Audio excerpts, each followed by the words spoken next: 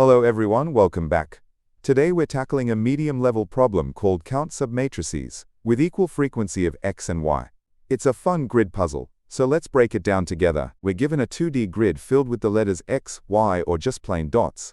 Our goal is to count how many valid submatrices we can find. But these aren't just any submatrices, they have very specific rules we need to follow.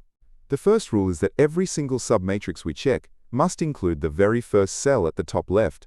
Imagine you are on your computer desktop, dragging a blue selection box over your files. For this problem, you are always forced to start your click at the top left corner, and you drag your mouse down and to the right to create different sized boxes. Now for the contents of those boxes. When you look inside the box you drew, you need perfect balance.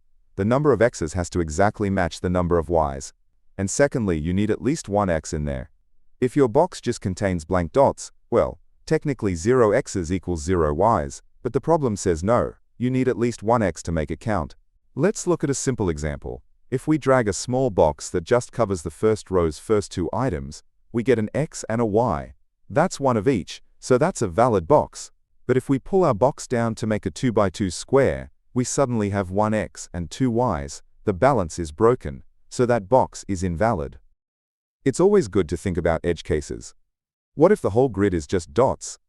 Well, since we need at least one x, the answer is immediately 0. What if the grid is just a single cell with an x?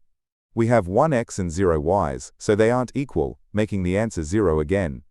Just a quick heads up, we'll be walking through the solution using Python logic, but don't worry if that's not your main language. I'll be showing the full code for Java, C++, and JavaScript towards the end of the video. If you just want to grab the code right now, you can find it on my website leetcodeunlocked.com, link is in the description.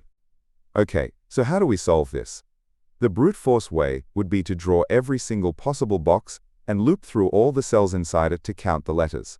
But that is way too slow, because we end up counting the exact same cells over and over.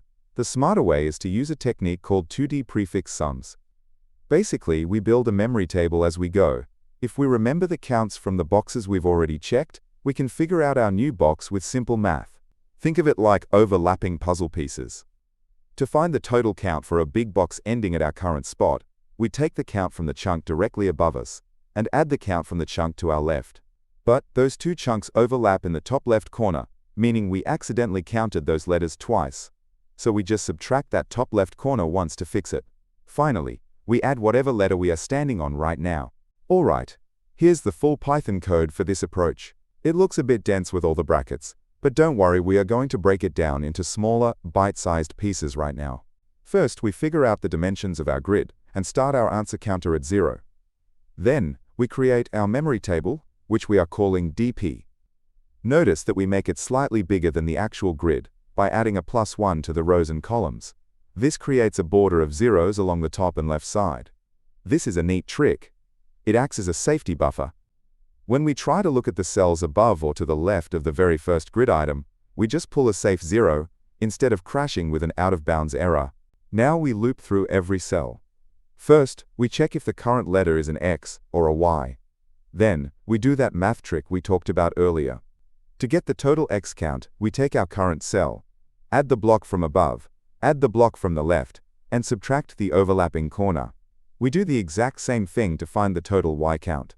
Finally, we save this new combined pair of totals into our memory table so the next cells can use it. Once we have calculated the totals for our newly expanded box, we just have to check the rules. Is our total X count greater than 0? And does our X count exactly match our Y count? If both are true, we found a valid submatrix, so we increase our answer by 1. Once the loop's finished traversing the whole grid, we just return that final answer. If you want to test this code out yourself without retyping it, you can go to the leetcode.com link in the description, so you can copy the code that is shown and explained in this video.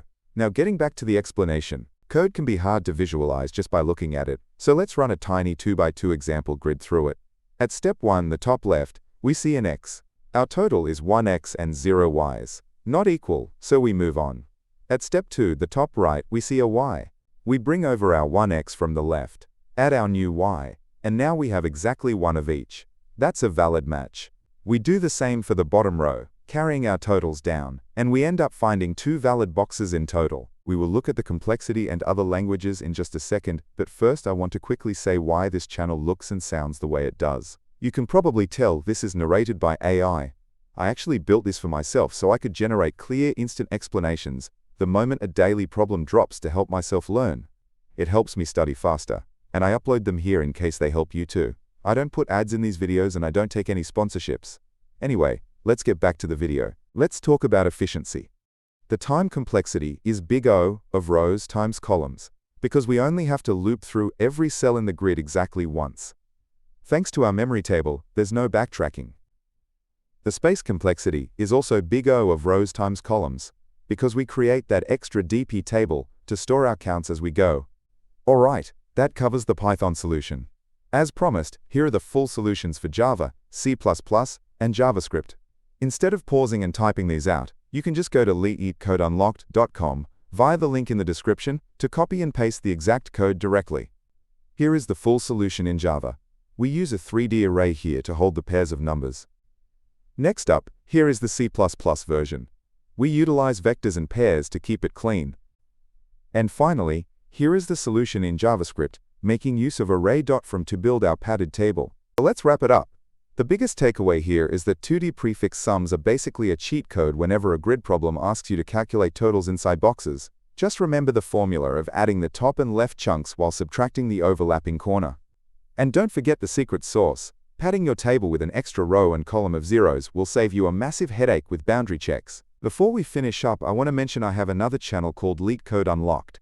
I'm on a mission to eventually post a solution for literally every single Leetcode problem on the platform.